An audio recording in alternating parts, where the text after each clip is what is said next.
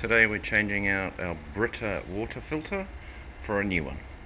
First we need to turn off the machine. Turn off the water source. Okay, now we're just going to remove the filter adapter, turning both of these here on the side.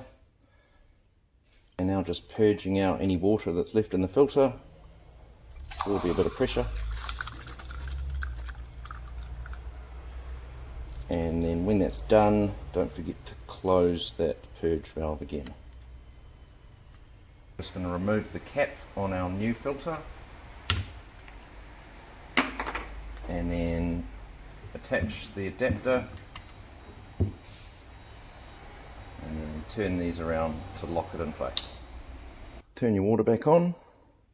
Best to just do it slowly and you'll hear the filter filling up. And then turn your machine back on.